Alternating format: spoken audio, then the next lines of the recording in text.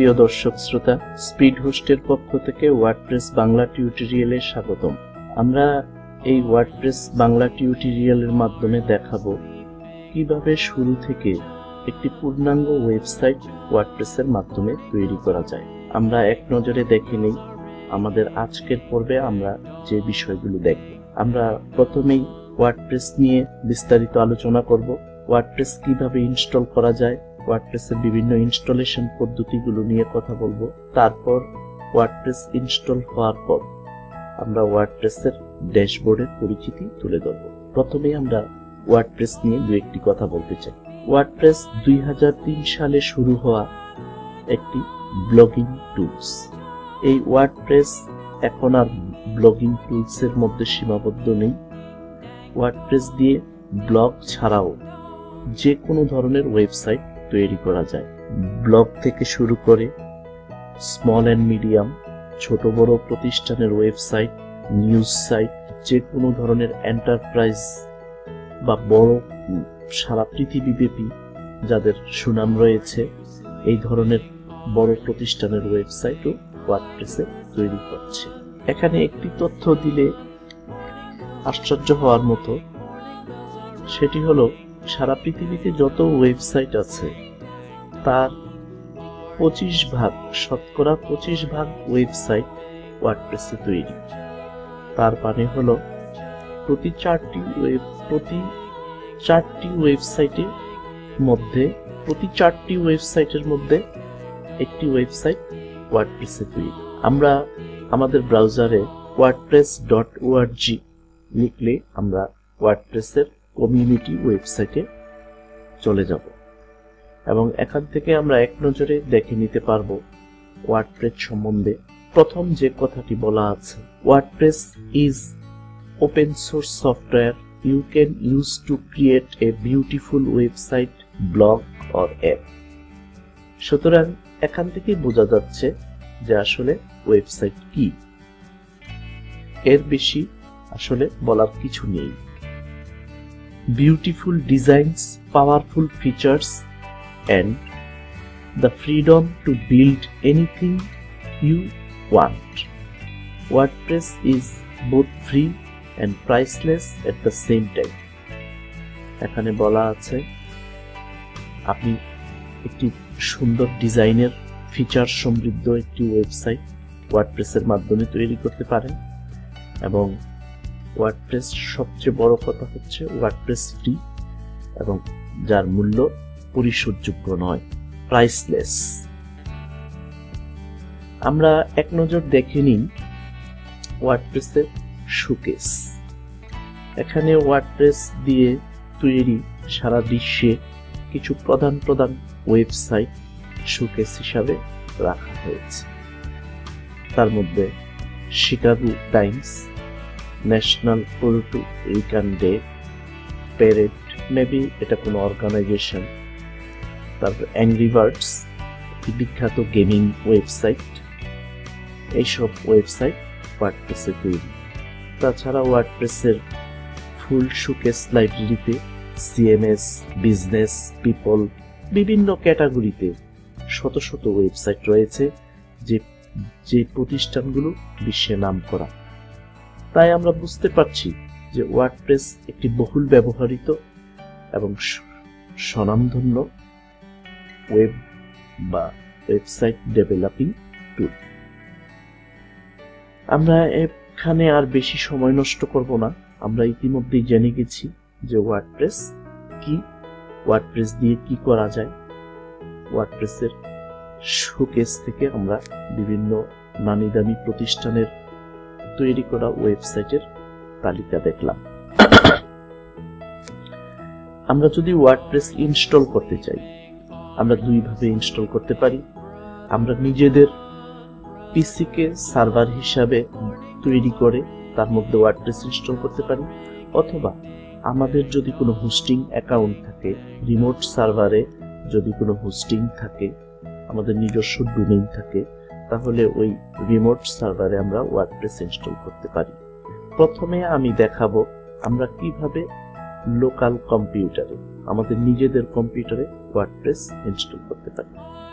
এক্ষেত্রে বলে নেই, ওয়ার্ডপ্রেস হলো একটি পিএইচপি, মাইএসকিউএল এবং অ্যাপাচি ওয়েব সার্ভারের সমন্বয়ে সার্ভারে ওয়ার্ডপ্রেস ইনস্টল করা যায়। আমি আবার বলছি, ওয়ার্ডপ্রেস পিএইচপি, মাইএসকিউএল দিয়ে ডেভেলপ করা এবং এটি অ্যাপাচি ওয়েব সার্ভারে চলে।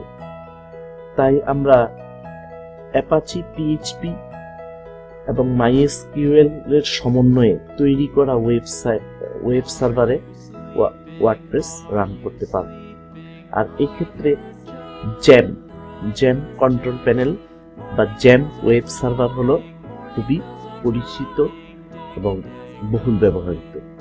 এই জ্যাম ওয়েব সার্ভার একটি ইন্টিগ্রেটেড পিএইচপি, মাইএসকিউএল এবং অ্যাপাচি ওয়েব সার্ভারের সমন্বিত একটি সফটওয়্যার।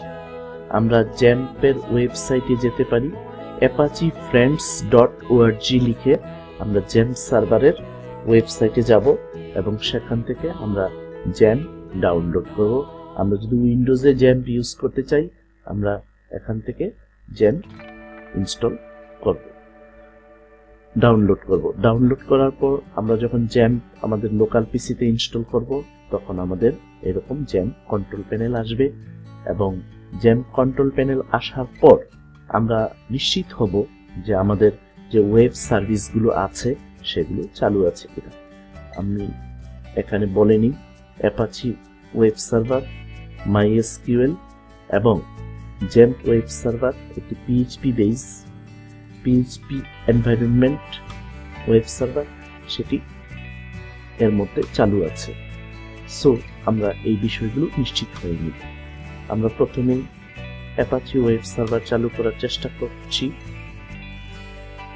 অ্যালাউ করলাম, উইন্ডোজ ফায়ারওয়ালে অ্যাপাচিকে আমরা অ্যালাউ করে দিলাম।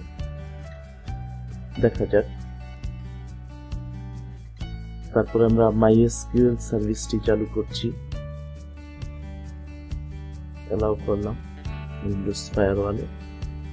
আমাদের অ্যাপাচি চালু হচ্ছে না, সো আমরা বলতে পারি যে আমাদের অ্যাপাচি রান হতে কোনো সমস্যা হচ্ছে। এই ক্ষেত্রে আমি বলে নিই, আপনাদের পিসিতে যদি স্কাইপি চালু থাকে তাহলে স্কাইপির ডিফল্ট পোর্ট হলো 80 আর অ্যাপাচি ওয়েব সার্ভারের পোর্ট হলো 80। সুতরাং স্কাইপি যদি এই 80 পোর্টটি আগে থেকে দখল করে ফেলে তাহলে অ্যাপাচি রান করতে সমস্যা হয়। তাই আমরা কিছুক্ষণের জন্য স্কাইপি কুইট করে দিব। তারপর আমরা আবার ট্রাই করব। তারপর আমরা আবার অ্যাপাচি রান করার জন্য চেষ্টা করব। ইয়েস, এবার আমাদের অ্যাপাচি রান হয়েছে এবং অ্যাপাচি 80 পোর্টে আমাদের রান হয়েছে। তাহলে আমরা দেখলাম অ্যাপাচি, মাইএসকিউএল এবং পিএইচপি ইন্টারনালি রানিং আছে। সুতরাং আমাদের ওয়েব সার্ভার রেডি হয়ে গেল। এবার আমরা লোকাল সার্ভারে ওয়ার্ডপ্রেস ইনস্টল করব। আমরা wordpress.org এই ওয়েবসাইটটি থেকে ওয়ার্ডপ্রেস ডাউনলোড করব। এখানে আমরা ডাউনলোড বাটনে ক্লিক করলেই ওয়ার্ডপ্রেস ডাউনলোড হয়ে যাবে।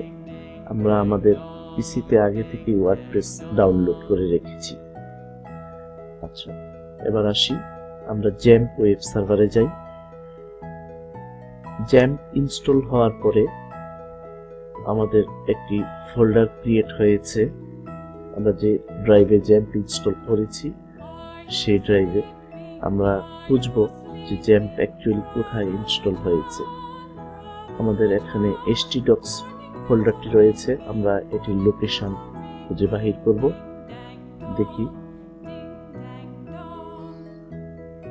আসলে জ্যাম্প ইনস্টল হয়েছে ডি ড্রাইভে ওয়ার্ড cPanel এক্সাম এর ভিতরে। Word cPanel xgem D drive, word cPanel,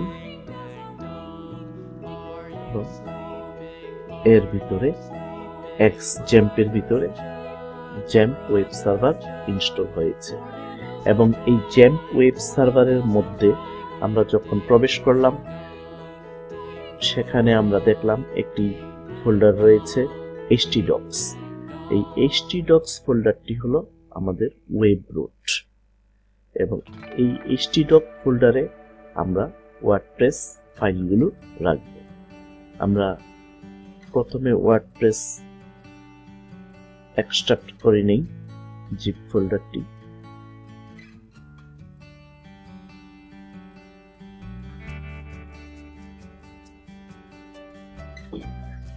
তারপরে আমরা এক্সট্রাক্ট হওয়া ওয়ার্ডপ্রেস ফোল্ডারটিকে রিনেম করে নিই wp tutorial লিখলাম, লিখে এটিকে কপি করলাম, কপি করে আমাদের JAMP ফোল্ডারে পেস্ট করব।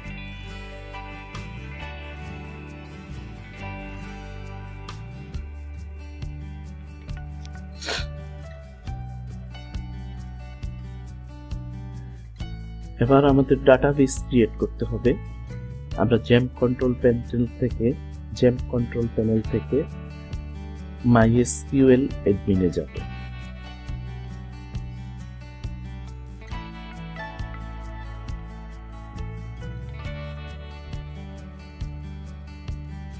MySQL অ্যাডমিন আসার পর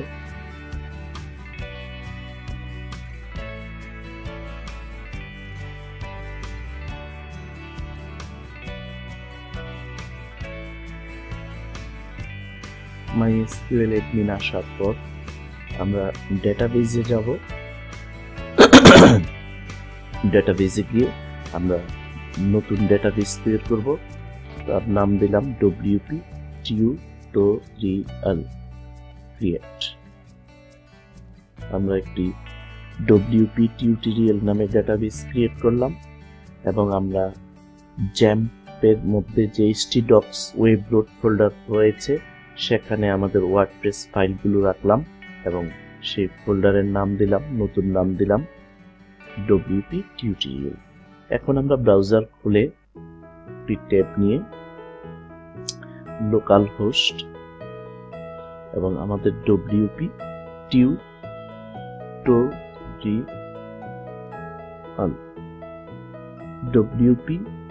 tutorial আমরা এই ফোল্ডারটিতে যাব। ওয়েব লোকেশনে গিয়ে আমরা যখন ব্রাউজ করব তখন আমরা ওয়ার্ডপ্রেসের ইনস্টলেশন স্ক্রিনটি দেখতে পাবো, এবং আমরা ডিফল্ট ল্যাঙ্গুয়েজ এখানে দেখছি ইউনাইটেড স্টেটস, এটি রাখবো, কন্টিনিউ দিব। তারপরে সে আমাদেরকে জিজ্ঞেস করছে আমাদের ওয়ার্ডপ্রেস ইনস্টল করতে গেলে এই বিষয়গুলো প্রয়োজনীয়, আমাদের এই বিষয়গুলো প্রয়োজনীয়: database name, database user name, database password, database host, আর সর্বশেষে লাগবে আমাদের টেবিল প্রিফিক্স। আমরা বললাম যা আছে এগুলি আমাদের। Let's go. এবার আমরা ডাটাবেস নেম রেখেছি wp tutorial। সবসময় মনে রাখবেন লোকাল সার্ভারে, লোকাল হোস্টে যখন আমরা JAMP ইনস্টল করব, ওয়ার্ডপ্রেস ইনস্টল করব, সবসময় ইউজার নেম হবে রোল, আর লোকাল হোস্টে যখন আমরা ইনস্টল করব ডেটাবেসে কোনো পাসওয়ার্ড থাকবে না, এটাই ডিফল্ট সেটিং। আর টেবিল প্রিফিক্স সবসময় wp আন্ডারস্কোর, এটা ডিফল্ট আসে, আমাদের এটি পরিবর্তন করতে হবে না। এখানে এই বিষয়টি মনে রাখতে হবে যে আমরা যখন লোকাল সার্ভারে বা লোকাল হোস্টে ওয়ার্ডপ্রেস ইনস্টল করতে যাব, ডাটাবেস যে নামে তৈরি করলাম সেই ডাটাবেসের নাম লিখব, ডাটাবেস ইউজার নেম লিখব হলো রুট, সবসময় রুট, পাসওয়ার্ড ব্ল্যাঙ্ক থাকবে। লোকাল হোস্টে পাসওয়ার্ড সাধারণত থাকে না। সাবমিট দিব। অলরাইট, সে বলছে সবকিছু ঠিক আছে, রান। আমাদের ওয়ার্ডপ্রেস ইনস্টল হয়ে গেল। আমরা সাইটের নাম রাখলাম ওয়ার্ডপ্রেস টিউটোরিয়াল, ইউজার নেম দিলাম এডমিন, এডমিন দেয়াই ভালো। পাসওয়ার্ডও আমরা দিলাম এডমিন 456।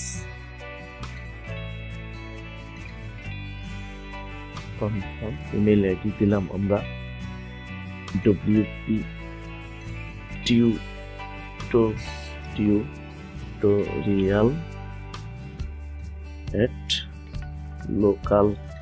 আমি একটা ইমেল আইডি দিতে হবে, বাধ্যবাধকতা রয়েছে, যে কোনো একটি দিয়ে দিলাম।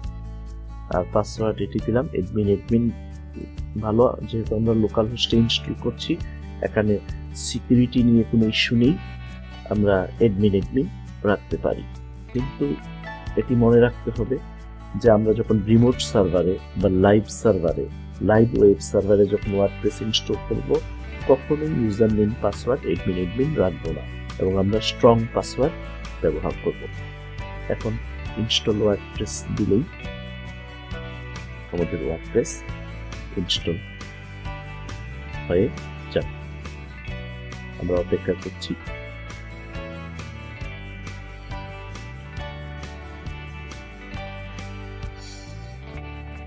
আমাদের ওয়ার্ডপ্রেস ইনস্টল হয়ে গেল, এবং ওয়ার্ডপ্রেস ইনস্টল হওয়ার পরে অ্যাডমিন ড্যাশবোর্ড চলে আসলো। এবং আমরা, আমাদের মনে আছে, আমরা ইউজার নেম দিয়েছিলাম এডমিন, এবং পাসওয়ার্ডও আমরা এডমিন দিয়েছিলাম, এবং আমরা এডমিন লিখে ওয়ার্ডপ্রেসের ড্যাশবোর্ডে লগ ইন করব। আমাদের ওয়ার্ডপ্রেস ড্যাশবোর্ড চলে আসলো। আমরা এক নজরে ওয়ার্ডপ্রেস ড্যাশবোর্ডের দিকে তাকাই। আমরা বিভিন্ন ওয়ার্ডপ্রেসের ড্যাশবোর্ডের যে সেকশনগুলো রয়েছে এগুলো দেখতে পাচ্ছি। এখানে লেফট মেনু বারে বা লেফট সেকশনে রয়েছে ওয়ার্ডপ্রেসের বিভিন্ন টুলসগুলো।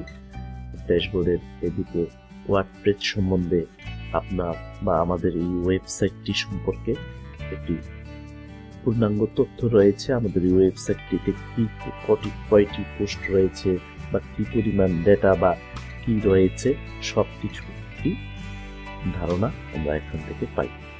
আমরা লোকাল কম্পিউটারে বা লোকাল হোস্টে ওয়ার্ডপ্রেস ইনস্টল করলাম জেম ওয়েব সার্ভারের মাধ্যমে, এবং এই ওয়ার্ডপ্রেস ইনস্টল হওয়ার পরে এখন আমরা ওয়ার্ডপ্রেসের ড্যাশবোর্ডে চলে এসেছি। এখন এখান থেকে শুরু হবে আমাদের ওয়ার্ডপ্রেস আমরা কিভাবে ব্যবহার করব, এবং এই ওয়ার্ডপ্রেস ব্যবহার করে আমরা কিভাবে একটি পূর্ণাঙ্গ ওয়েবসাইট তৈরি করব। প্রিয় দর্শক শ্রোতা, এই পর্বে এখানেই শেষ করছি। অন্য পর্বে আবার হাজির হব আপনাদের সামনে। ধন্যবাদ।